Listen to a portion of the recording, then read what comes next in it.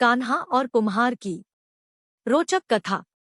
एक बार की बात है कि यशोदा मैया प्रभु श्री कृष्ण के उलाहनों से तंग आ गई और छड़ी लेकर श्री कृष्ण की ओर दौड़ी। जब प्रभु ने अपनी मैया को क्रोध में देखा तो वह अपना बचाव करने के लिए भागने लगे। भागते भागते श्री कृष्ण एक कुम्हार के पास पहुंचे। कुम्हार तो अपने मिट्टी के घड़े बनाने में व्यस्त था, लेकिन जैसे ही कुम्हार ने श्री कृष्ण को देखा तो वह बहुत प्रसन्न हुआ। कुम्हार जानता था कि श्री कृष्ण साक्षात परमेश्वर हैं।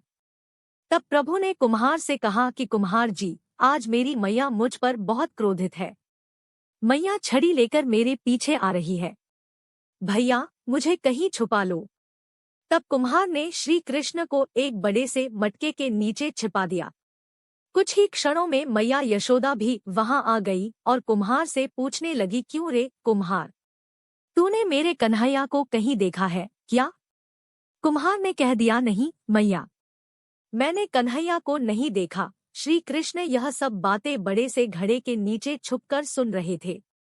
मैया तो वहां से चली गई। अब प्रभु श्री कृष्ण कुम्हार से कहते हैं, कुम्हार जी, यदि मैया चली गई हो तो मुझे इस घड़े से बाहर निकालो।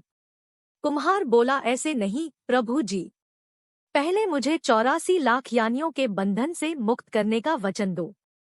भगवान मुस्कुराए और कहा, ठीक है, मैं तुम्हें 84 लाख योनियों से मुक्त करने का वचन देता हूँ। अब तो मुझे बाहर निकाल दो। कुम्हार कहने लगा, मुझे अकेले नहीं प्रभु जी, मेरे परिवार के सभी लोगों को भी 84 लाख योनियों के बंधन से मुक्त करने का वचन दोगे तो मैं आपको इस घड़े से बाहर निकालूंगा। प्रभु जी कहते हैं, चलो ठीक है, उनको भी 84 लाख योनियों के बंधन से मुक्त होने का मैं वचन देता हूँ। अब तो मुझे घड़े से बाहर निकाल दो। अब कुम्हार कहता है, बस प्रभु जी, एक विनती और है, उसे भी पूरा करने का वचन दे दो तो मैं आपको घड़े से बाहर निकाल दूंगा। भगवान बोले, वो भी बता दे, क्या कहना चाहते हो? कुम्हार कहने लगा, प्रभु जी, जिस घड़े के नीचे आप छुपे हो उसकी मिट्टी मेरे बैलों के ऊपर लाद के लाई गई है। मेरे इन बैलों को भी 84 के बंधन से मुक्त करने का वचन दो।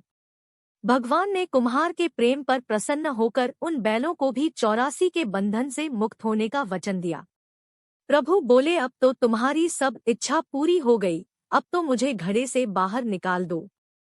तब कुम्हार कहता है, अभी नहीं भगवन, बस एक अंतिम इच्छा और है, उसे भी पूरा कर दीजिए, और वह यह है, जो भी प्राणी हम दोनों के बीच के इस संवाद को सुनेगा उसे भी आप 84 लाख योनियों के बंधन से मुक्त करोगे।